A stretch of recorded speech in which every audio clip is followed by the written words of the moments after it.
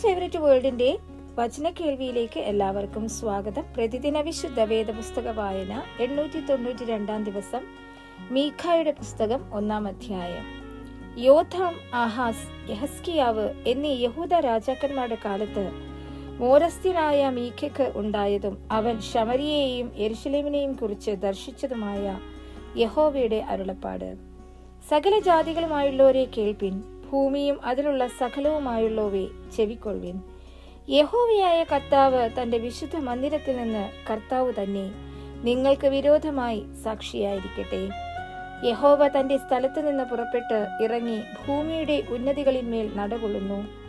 തീയുടെ മുൻപിൽ മെഴുകുപോലെയും കിഴുക്കാൻ തൂക്കത്തിൽ ചാടുന്ന വെള്ളം പോലെയും പർവ്വതങ്ങൾ അവന്റെ കീഴിൽ ഉരുകുകയും താഴ്വരകൾ പിളർന്നു പോവുകയും ചെയ്യുന്നു. ഇതൊക്കെയും യാക്കോബിന്റെ അതിക്രമം നിമിത്തവും ഇസ്രായേൽ ഗൃഹത്തിന്റെ പാപങ്ങൾ നിമിത്തവുമാകുന്നു.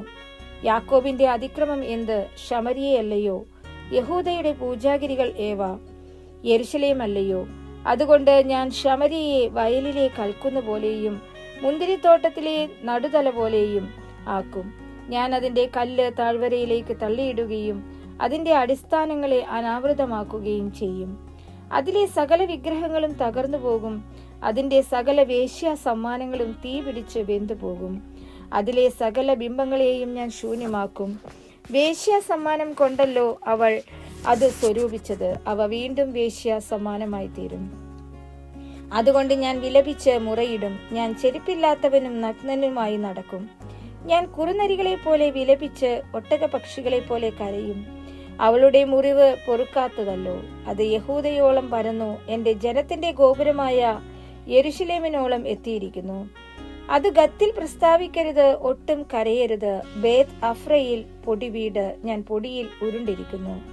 ഷാഫീർ, അലങ്കാര നഗര നിവാസികളെ, ലജ്ജയും നഗ്നതയും പൂണ്ട് കടന്നു പോകുവിൻ.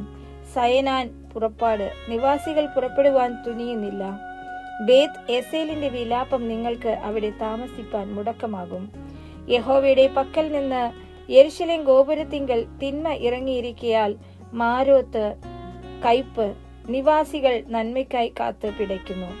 ലാക്കീഷ് ത്വരിത, നഗരനിവാസികളെ തുരകങ്ങളെ രഥത്തിന് കെട്ടുവിൻ. അവർ സിയോൻ പുത്രിക്ക് പാപകാരണമായി തീർന്നു.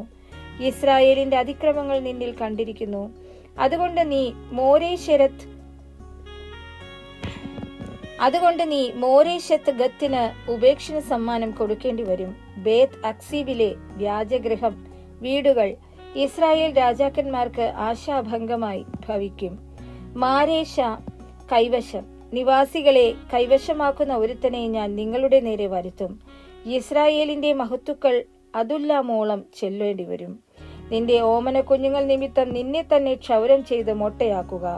കഴുകനെ പോലെ നിന്റെ കഷണ്ടിയെ വിസ്താരമാക്കുക. അവർ നിന്നെ വിട്ട് പ്രവാസത്തിലേക്ക് പോയല്ലോ.